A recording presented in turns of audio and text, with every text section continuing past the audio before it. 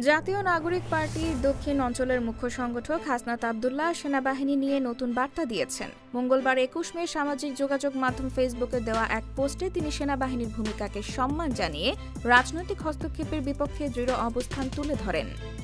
তিনি বলেন, সেনাবাহিনী আমাদের স্বাধীনতা ও সার্বভৌমত্ব রক্ষায় সদা সতর্ক পাহারাদার। দেশের প্রয়োজনে, সার্বভৌমত্বের প্রয়োজনে আমরা প্রয়োজন হলে সেনাবাহিনীর সঙ্গে কাঁধে কাঁধ মিলিয়ে লড়াই করব।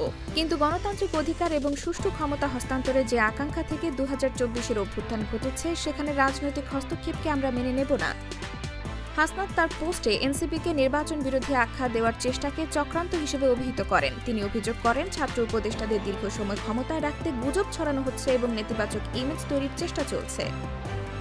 তিনি এনসিপির আহ্বায়ক নাহিদ ইসলামের বক্তব্য উদ্ধৃত করে জানান, দল নির্বাচনের পক্ষে অবস্থান নিয়েছে এবং বিচার ও সংস্কারের ওপর গুরুত্ব দিচ্ছে। পাশাপাশি ছাত্র উপদেষ্টা মাহফুজ আলমের নির্বাচনের পক্ষে দেওয়া স্পষ্ট বক্তব্য তিনি তুলে ধরেন। তবে দুই ছাত্র উপদেষ্টার পদত্যাগের দাবিতে আন্দোলনের সমালোচনা করে তিনি প্রশ্ন তোলেন, অভ্যুত্থানের নেতৃত্বে থাকা এবং ইন্টারিম সরকারের অংশ হওয়া দুইজন ছাত্র উপদেষ্টার পদত্যাগ চাওয়া মোটেই স্বাভাবিক কোনো বিষয় বলে মনে করি না। হাসনাত আরও বলেন, আমরা যেন নিজেরাই বিভাজনের পথ বেছে নিয়ে অন্য কাউকে তাদের এজেন্ডা বাস্তবায়নের সুযোগ না দেই। বাইরের কাউকে রাজনৈতিক মাতব্বরি করার সুযোগ দিয়ে দেশের শুদ্ধ গণতান্ত্রিক সম্ভাবনাকে হুমকির মুখে না ফেলি। তিনি সব গণতান্ত্রিক আধিপত্যবাদ বিরোধী ও ফ্যাসিবাদ বিরোধী শক্তিকে ঐক্যবদ্ধ হওয়ার আহ্বান জানান এবং আওয়ামী লীগ নিষিদ্ধ করার দাবিতে যেসব দল পাশে থেকেছে তাদের প্রতি কৃতজ্ঞতা প্রকাশ করেন।